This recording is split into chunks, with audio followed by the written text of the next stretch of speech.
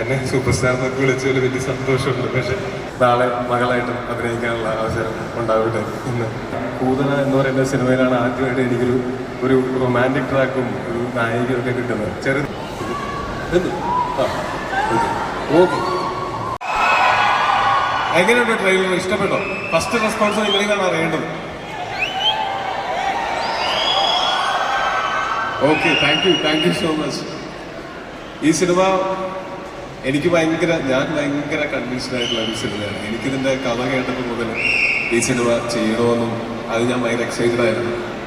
അത് കഴിഞ്ഞ് ഈ സിനിമ ചെയ്തു തുടങ്ങിയപ്പോഴാണെങ്കിലും ഭയങ്കര രസമുള്ള കുറേ സുഹൃത്തുക്കളുടെ കൂടെ നല്ല രസമുള്ള ഒരു സിനിമ ചെയ്ത ആ ഒരു സന്തോഷത്തിലാണ് ഞാനിപ്പോൾ നിൽക്കുന്നത്. ഈ സിനിമ സൗണ്ടില്ലേ? അടുത്ത് പിടിക്കണോ? സോറി വീണ്ടും. അപ്പോൾ ഞാൻ കഥ കേട്ട സമയം മുതൽ തന്നെ ഭയങ്കര എക്സൈറ്റഡ് ആയിട്ട് ചെയ്യാൻ കാത്തിരുന്ന ഒരു സിനിമയാണിത്. ചെയ്തു തുടങ്ങിയപ്പോഴാണെങ്കിലും ഒരു കൂട്ടം നല്ല സുഹൃത്തുക്കളുടെ കൂടെ, നേരത്തെ സുഹൃത്തുക്കളായിരുന്നവരുണ്ട്, പുതിയ സുഹൃത്തുക്കളെയും കിട്ടിയിട്ടുണ്ട്. അങ്ങനെയുള്ള കുറച്ച് പേരുടെ കൂടെ ഭയങ്കര സന്തോഷത്തോടെ ആസ്വദിച്ച് ചെയ്ത ഒരു സിനിമയാണ്. എനിക്ക് മനസ്സിന് ഏറെ പ്രിയപ്പെട്ട ഒരു സിനിമയാണത്. ഒരുപക്ഷെ ഞാനും ജോലി ചെയ്യുന്ന മേഖലയെ പറ്റിയിട്ടുള്ള ഒരു സിനിമ ആയത് കാരണം കൊണ്ട് എനിക്ക് കുറച്ച് കൂടുതൽ റിലേറ്റ് ചെയ്യാൻ പറ്റുമായിരിക്കും, അതുകൊണ്ടായിരിക്കാം. പക്ഷെ ഞാൻ കരുതുന്നത് മലയാളികൾ ഭയങ്കരമായിട്ട് ഒരു സിനിമ കൾച്ചർ ഉള്ള ആൾക്കാരാണ്. അതായത് നമ്മൾ ദൈനംദിന സംസാരങ്ങൾ സുഹൃത്തുക്കളായിട്ട് സംസാരിക്കുമ്പോഴോ ഒക്കെ നമ്മൾ സിനിമ റെഫറൻസസ് ഭയങ്കരമായിട്ട് ഉപയോഗിക്കുന്ന ആൾക്കാരാണ്. ഇപ്പം ഞാനൊക്കെ സിനിമയിൽ വരുന്നതിന് എത്രയോ മുമ്പ് തന്നെ എനിക്ക് ഓരോ സിനിമ വരികയും അല്ലെങ്കിൽ ഇവരുടെ ഓരോ ഇൻ്റർവ്യൂസും, ആക്ടേഴ്സിൻ്റെയൊക്കെ ഓരോ ഇൻ്റർവ്യൂസും, ഡയറക്ടേഴ്സിൻ്റെയും ഒക്കെ ഇൻ്റർവ്യൂസും ഒക്കെ കാണാനും അവരുടെയൊക്കെ ലൈഫ് എങ്ങനെയാണെന്നൊക്കെ അറിയാനും ഭയങ്കര കൗതുകം ഉണ്ടായിട്ടുള്ള ആളാണ്.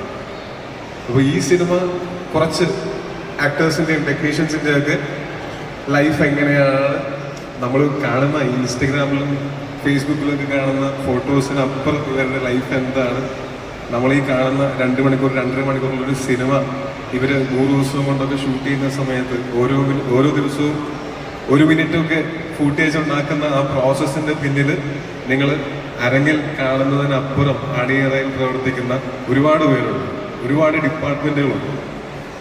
അവരുടെയൊക്കെ ഒരു റെപ്രസെൻറ്റേഷൻ ഈ സിനിമയിൽ നിങ്ങൾക്ക് കാണാൻ പറ്റും. എങ്ങനെയാണ് ഈ പ്രോസസ്സൊക്കെ നടക്കുന്നതിൻ്റെ ചെറിയൊരു ഐഡിയ നിങ്ങൾക്ക് കിട്ടും. ഒപ്പം ഈ ട്രെയിലറിലും ടീസറിലും പാട്ടിലും ഒക്കെ കാണുന്നത് പോലെ ഒരു അടിച്ചുപൊളിപ്പടം തന്നെയാണ്. പക്ഷേ സിനിമ തുടങ്ങി കുറച്ച് കഴിയുമ്പോഴത്തേക്കും ഈ ക്യാരക്ടറിൻ്റെയും ചുറ്റുമുള്ളവരുടെയൊക്കെ ഇമോഷൻസുമായിട്ട് നിങ്ങൾക്ക് കണക്റ്റ് ആവും എന്നെനിക്ക് ഉറപ്പുണ്ട്. അവസാനമൊക്കെ ആകുമ്പോഴത്തേക്കും ചിലപ്പോൾ കണ്ണു നിറഞ്ഞേക്കാം, ഇടയ്ക്ക് കുറേ സമയം നിങ്ങൾക്ക് ചിരിക്കാനുണ്ടായിരിക്കും, ചിന്തിക്കാനുണ്ടായിരിക്കും. അങ്ങനെ കുറേ കാര്യങ്ങളുള്ള ഒരു സിനിമയാണത്. ഞങ്ങൾ എന്തൊക്കെ ഈ സിനിമയെ പറ്റി പറഞ്ഞാലും അൾട്ടിമേറ്റ്ലി നിങ്ങൾ ഈ സിനിമ കണ്ട് നിങ്ങളാണ് വിലയിരുത്തേണ്ടത്. ആ വിലയിരുത്തലുകൾ കേൾക്കാനായിട്ട് ഞങ്ങൾ കാത്തിരിക്കുകയാണ്.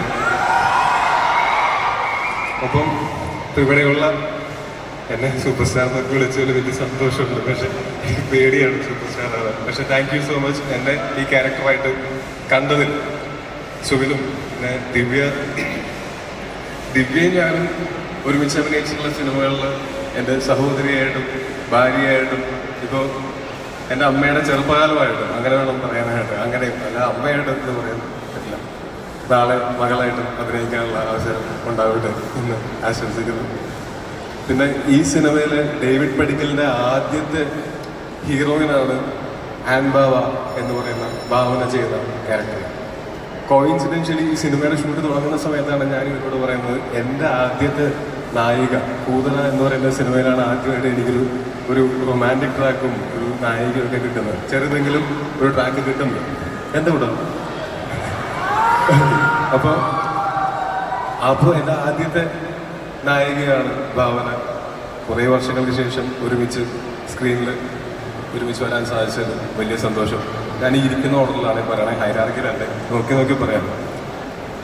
പിന്നെ അനൂപും ഞാനും തമ്മിൽ കുറേ വർഷങ്ങളായിട്ട് നമ്മളിങ്ങനെ പല കാര്യങ്ങൾ ഡിസ്കസ് ചെയ്ത് പല സിനിമകൾ ഡിസ്കസ് ചെയ്ത് ഫൈനലി നമ്മൾ ഈ സിനിമയിൽ ലാൻഡ് ചെയ്ത് ഇത് ചെയ്യുകയാണ്. അപ്പോൾ എത്രയോ സമയങ്ങൾ നമ്മൾ സിനിമയെ പറ്റിയിട്ടും ജീവിതത്തിനെ പറ്റിയിട്ടും സംസാരിച്ചിരുന്ന സമയങ്ങളുണ്ട്. എനിക്ക് വളരെ അടുത്ത ഈ സിനിമയിലാണ് കുറച്ച് കൂടുതൽ ഞങ്ങൾക്ക് എടുക്കാൻ പറ്റിയത്. ഈ സിനിമയ്ക്ക് 100% സപ്പോർട്ടായിട്ട് നിന്ന അനൂപും അലനും തീർച്ചയായിട്ടും എളുപ്പമല്ല ഇങ്ങനെ ഒരു സിനിമ ഇത്രയും സ്ഥലങ്ങളിലെല്ലാം ഷൂട്ട് ചെയ്യേണ്ട കുറച്ച് വലിയ വലിയ സെറ്റപ്പുകളുള്ള സിനിമ എക്സിക്യൂട്ട് ചെയ്യുന്നതിൽ പല പ്രതിസന്ധികൾ നേരിട്ടപ്പോഴും കട്ടയ്ക്ക് നിന്ന ആൾക്കാരാണ്. Thank you so much Alan. അതുപോലെ തന്നെ പ്രൊഡ്യൂസർ മാത്രമല്ല, ഇടയ്ക്ക് വർക്കൗട്ട് ചെയ്ത് ബോറടിച്ച് വർക്കൗട്ട് ചെയ്തുകൊണ്ടിരിക്കുമ്പോൾ ജിമ്മിൽ പാർട്ട്ണറായിട്ട് വരുന്ന ആളാണ്. ശരീരം തോന്നുന്ന ആൾക്കാരാണ്.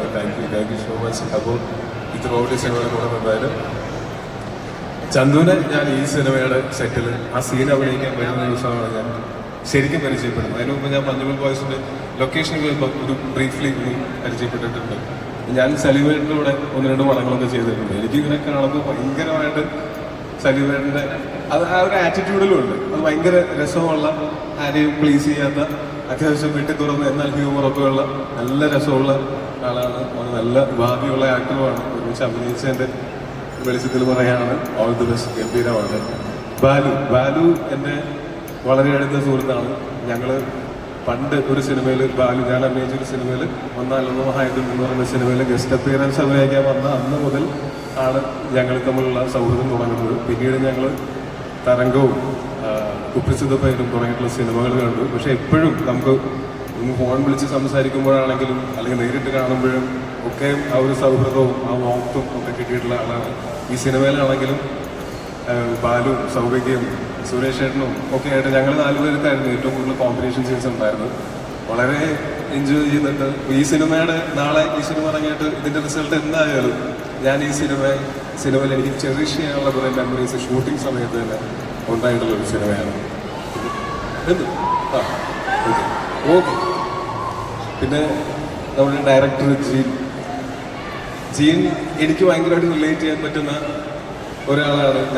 അതായത് ജീൻ പറയുന്നൊരു തമാശ എനിക്കും ഞാൻ പറയുന്നൊരു തമാശ ജീനും മനസ്സിലാവുന്നു എന്ന് പറയുന്നത് തന്നെ വളരെ എളുപ്പത്തിൽ അങ്ങോട്ടും ഇങ്ങോട്ടും കമ്മ്യൂണിക്കേറ്റ് ചെയ്യാൻ പറ്റുന്ന ഒരു മാധ്യമമാണ്. ഞങ്ങൾ ഈ സിനിമയുടെ ഷൂട്ട് സമയത്ത് ഈ സിനിമയിൽ നമുക്ക് എഴുതി വെച്ച് പറഞ്ഞ് അഭിനയിക്കാവുന്ന സീനുകൾ എഴുതി വെച്ച് അതുപോലെ തന്നെ പറഞ്ഞു കഴിഞ്ഞാൽ നമുക്ക് ഒരിക്കലും ആ സീൻ ഞാനത് പറഞ്ഞു കഴിഞ്ഞിട്ട് നോക്കട്ടെ.